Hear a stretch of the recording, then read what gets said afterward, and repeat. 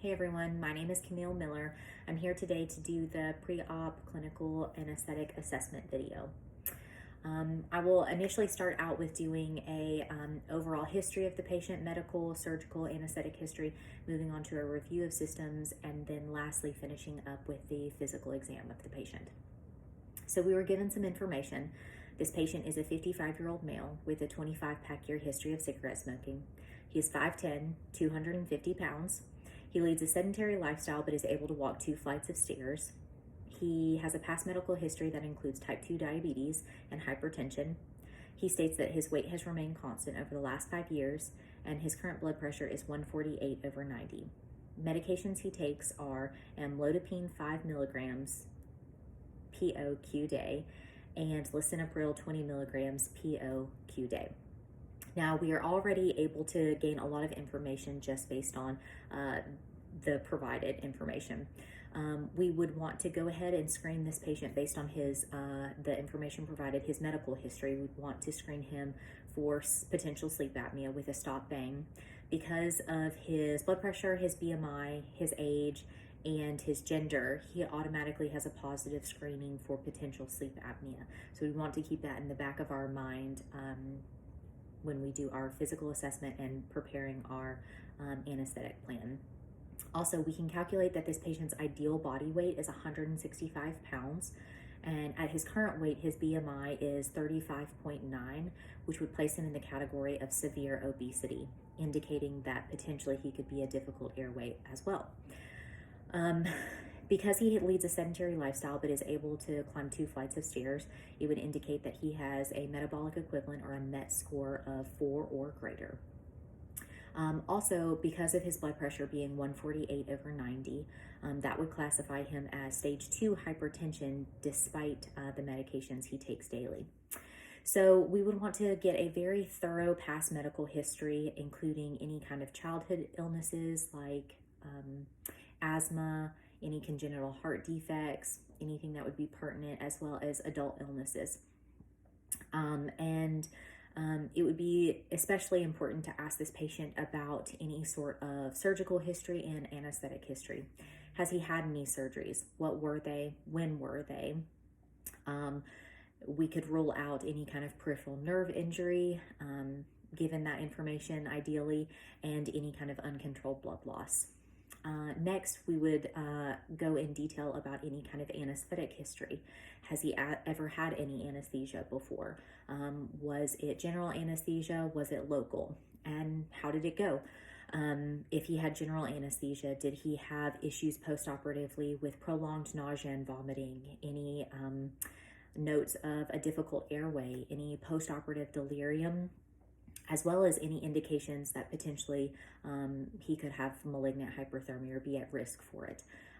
Because of that, any kind of fever, convulsions, we would want to also obtain a very thorough familial history as well, screening for malignant hyperthermia with the fever, convulsions, etc., as well as if there's any familial history of young stroke or heart attack, in order to kind of get a good family history as well.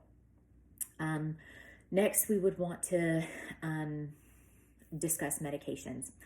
So we know that he takes a calcium channel blocker and an ACE inhibitor. We would want to know if he is able to take those medications regularly. Is he compliant with those medications? And does he have trouble having access to those medications? Also, we would want to note if he keeps a log of his blood pressure. His blood pressure was 148/90, which is elevated, but that may not be usual for him. He may have a little bit of white coat syndrome. He may be nervous because he's in a pre-op interview and nervous. So we would want to kind of know, what is his average blood pressure? Is he compliant with those meds? Additionally, we were told that he is a type 2 diabetic, but we have no information as to whether or not he takes any kind of oral anti-hyperglycemics or if he takes insulin. Additionally, we would want to kind of delve into that to see if he does take any medications, how compliant he is with that. That will also give us a good idea of his if he is controlled diabetes or if it's uncontrolled, which would further change our anesthetic plan and key us into other risk factors in his assessment. So after doing his home medications that he takes, we would also want to screen for any kind of over-the-counter medications, including herbal supplements, any kind of NSAID use. With that as well, we would want to very much know about, as well as any kind of anti-obesity drugs, any appetite suppressants, and any testosterone, if he takes any testosterone supplementation. We would want to also know about any drug interactions that he's had, any difficulties, as well as any food allergies. Also, we would want to know a pretty thorough kind of social history, what he does for work, if he has any exposure between home and work for environmental allergens that could potentially be a trigger while we're in the OR. That would include any kind of like food allergies, including tropical foods, and screening for a latex allergy. And lastly, we would want to do a very thorough like social history as far as any kind of illicit substances. If he uses any marijuana, cocaine, anything like that, we would want to know about it, the frequency.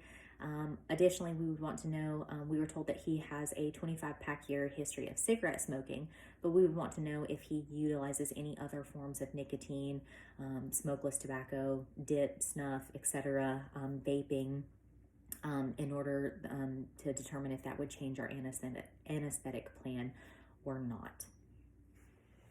All right, so next we would want to do a very thorough review of systems.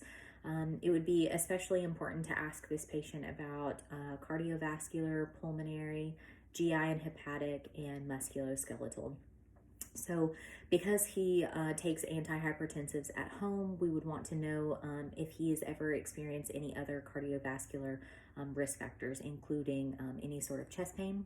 If he had chest pain, we would want to know what precipitated the chest pain, if it was relieved by rest, to determine whether or not it is stable or unstable angina. We would also want to know about any palpitations, syncope, any lower extremity swelling to rule out further need for cardiac workup. Also, as far as pulmonary goes, he's already screened positive for high potential for sleep apnea, but we would want to know, has he ever had a sleep study done before? Is he supposed to wear a CPAP or a BiPAP mask, and either doesn't or doesn't have access to one? And we would want to further investigate that. Also, as far as GI and hepatic, we would want to know a little bit more detail about his diabetes, whether it's controlled or not, because of the risk for cirrhosis with very poorly controlled diabetes, as well as any coagulopathies. And then lastly, musculoskeletal wise, because of his diabetes and being unsure whether it's controlled or uncontrolled, he could be at a high risk for having diabetic neuropathy, as well as retinopathy, and impaired healing like venous stasis ulcers, etc. All right, so for the next portion of the pre-anesthetic assessment, I have Derek here with me, and we are going to perform the physical assessment. So we'll start out initially by testing cranial nerves 3, 4, and 6. We'll do that by pupillary reaction, as well as observing for any extraocular movements. So if you'll just look straight ahead, I'm going to shine a light in your eyes. Perfect. So his pupils are equal, round, and reactive to light. If you'll look straight ahead at my finger, and then if you will follow my finger with your eyes.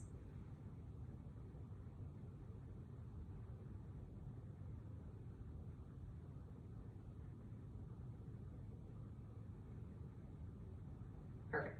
So that tells us there was no nystagmus, so that cranial nerves 3, 4, and 6 are intact. So next we'll move on to observing the nose. It looks like Derek's septum is midline. It doesn't appear that there are any abrasions, lesions, or anything like that in his nose. Next we'll take a look into his mouth. You'll open your mouth real wide and stick your tongue out for me. Perfect. Smile real big. Perfect. So Derek has very good dentition. It doesn't appear like there's any loose or broken teeth that we need to be aware of. Also, given the Mallampati score that we were provided, this patient has a Mallampati of 3. So next we will go on to testing cranial nerve 5. So if you will smile for me real big, clench your teeth, and then move your lower jaw side to side. Perfect. So cranial nerve 5 is intact. Next we will test cranial nerve 7. So if you will smile real big and then frown really hard. Perfect. So cranial nerve 7 is intact. Next we're going to assess cranial nerve 12. So if you open your mouth, stick your tongue out and move it side to side. Perfect. Cranial nerve 12 is intact.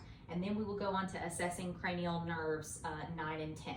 So if you will open your mouth again, stick your tongue out, and then say "aw" for me. All right, so when he said "aw," his uvula remained midline and his soft palate rose, so we can deduce that cranial nerves 9 and 10 are intact. Next, we're gonna test your inter-incisor distance. So if you'll open your mouth as far as you can for me. So he has an inter-incisor distance that is greater than 3 finger breadths, so that would be appropriate. And now I'm going to feel on your neck and just kind of put my hand here. He has a thyromental distance of 4 finger breadths or greater, which is appropriate. Next, I'm just going to feel on your neck and make sure that your trachea is midline. His trachea appears and feels midline. It doesn't appear as though there are any masses or anything like that. Next, I'm going to identify the cricothyroid membrane. All right. And then lastly, we are going to test cranial nerve 11. So what I'll have you do is shrug your shoulders up against my hands real hard. Perfect. And then I'm going to place my hand on either side of your face, and if you will turn your head against it. Perfect. All right, so we can deduce that cranial nerve 11 is intact as well. Next, I'm going to assess his lymph nodes. So what I'm going to do is place my hands on your face and in various places on your neck to assess those. So we will test the pre-auricular, post-auricular, occipital, submandibular, submental, anterior cervical, posterior cervical, and the supraclavicular. So none of his lymph nodes felt enlarged. They were all discrete and movable. So those are all good indications for us. So next we will move on to the pulmonary portion of our assessment. So I'll have you just lean forward just slightly. On inspection, it doesn't appear like there's any abnormalities, anterior or posteriorly. So next we will move on to palpation and percussion. Now let me know if you have any tenderness here. No. All right, so I assessed for any CVA tenderness to ensure that there was nothing going on there. And next I am going to listen to your lungs. So if you will just take some deep breaths for me.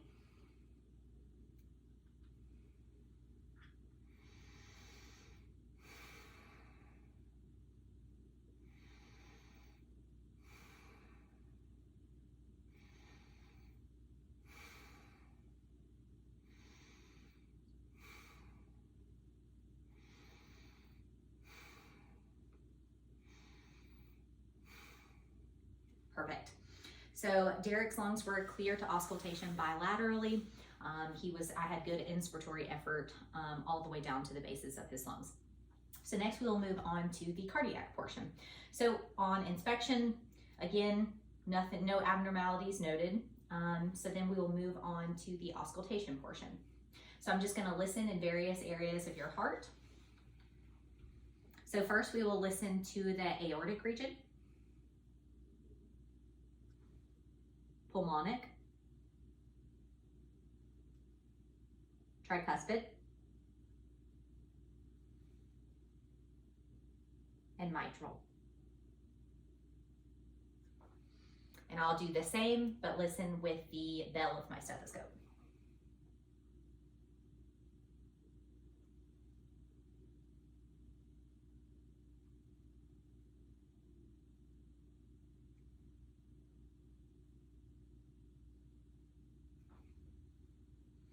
All right, so I did not auscultate or hear any abnormal heart sounds, any adventitious heart sounds, no murmurs or anything like that. Now, to further ensure that I haven't missed anything, what I'm gonna have you do is I'm gonna listen to your heart again at kind of the base. I'm gonna have you lean forward. I'm gonna have you hold your breath after exhaling completely. All right. So big deep breath in, let it out, and hold it.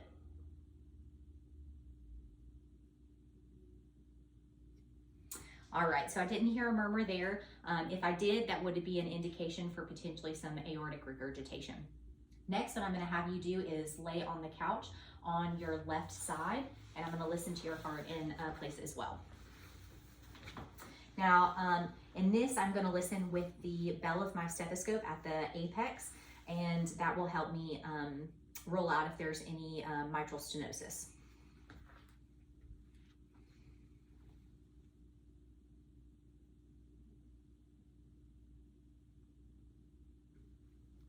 Perfect. All right, you can sit up again. Sit back over here. I did not hear any abnormal heart sounds as well or any murmurs whenever he was laying down, so that tells me that there's not very likely for any mitral stenosis.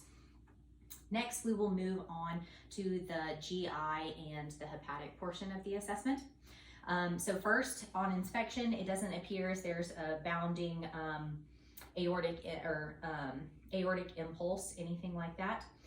Now what I'm gonna do is I'm gonna feel on your abdomen and let me know if there's any pain.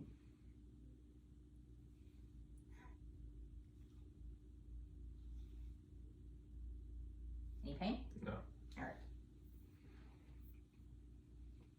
Now I'm gonna take a listen to your abdomen.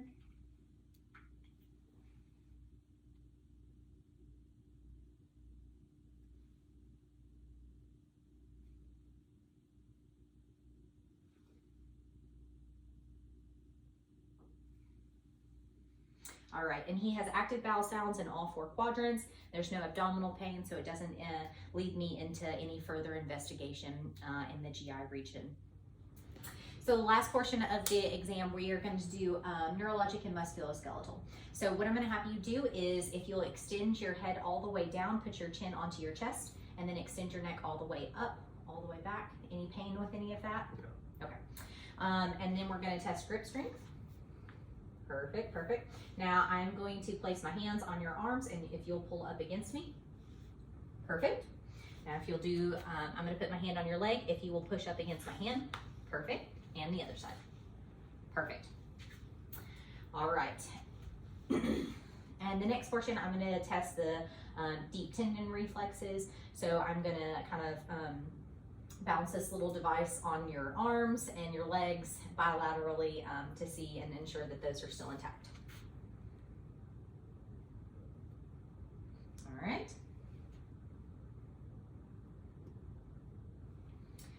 And then lastly, you'll just relax your arm.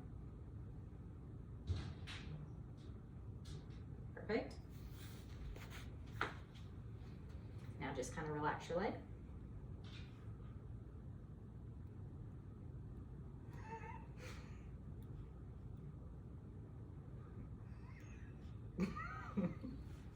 Okay, and then the Achilles reflex. Good, that's intact. And now we'll do this other side. Just kind of relax.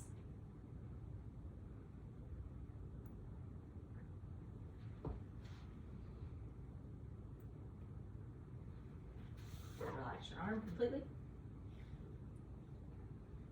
That's good.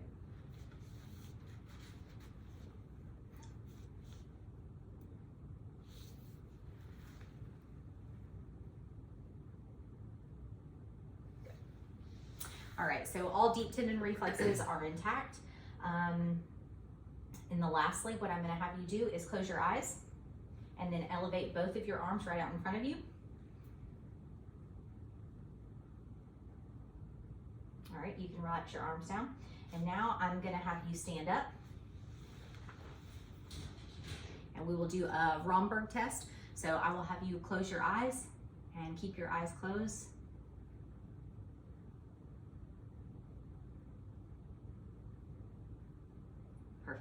you can sit down on.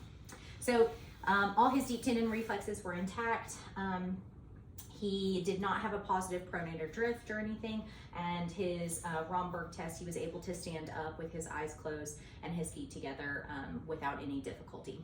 So for the most part, the only findings that we had were the Mallampati score of 3 that would be a little more concerning, but otherwise I didn't indicate anything in my physical assessment that would cause me to have any kind of great alarm. All right, so we were given a 12-lead EKG to evaluate for this patient prior to surgery. Now, initially the 12-lead EKG looks like sinus rhythm with a left bundle branch block, as well as left axis deviation, potential left ventricular hypertrophy, and some T-wave inversion in leads 1, AVL, V5, and V6, indicating potential for ischemia in the lateral wall. Now, because of this 12-lead EKG and this patient's history, it's impossible to determine if it's the T-wave abnormalities are due to the left ventricular hypertrophy, which could only be diagnosed either through a chest x-ray or through an echocardiogram. So I certainly would want to have either of those, either a chest x-ray or an echocardiogram prior to the OR. However, because of the T-wave abnormalities and not being able to definitively rule out ischemia, I would want a cardiology consult in order to rule out any kind of ischemia prior to any further workup prior to the OR. So lastly, given this patient the information that we were given and the assessment findings, I would certainly recommend a chest x-ray versus an echocardiogram for to rule out left ventricular hypertrophy. Also, it would be recommended to have this patient be seen by cardiology prior to taking him to the OR to rule out any ischemia. Additionally, I would anticipate this patient potentially being a very difficult airway due to his body size and the high scoring on his stop-bang assessment. Also, he is at greater risk for possible post-operative pulmonary complications, so keep that in mind as well. As far as lab work goes, prior to taking this patient to the OR, depending on what type of surgery it was, if there was a high estimated blood loss, it would either be a CBC versus a simple hemoglobin. We would certainly want a fasting blood glucose on this patient given his diabetes. A potassium level would be very beneficial as well, considering his home medications, as well as a BUN and creatinine level. Also, dependent on the type of surgery, if there were any devices that were going to be implanted, we would potentially do a urinalysis as well. So in conclusion, this patient is an ASA score of 2 or 3, depending on his cardiac workup, and potentially would be at increased risk for post-operative complications. Thank you.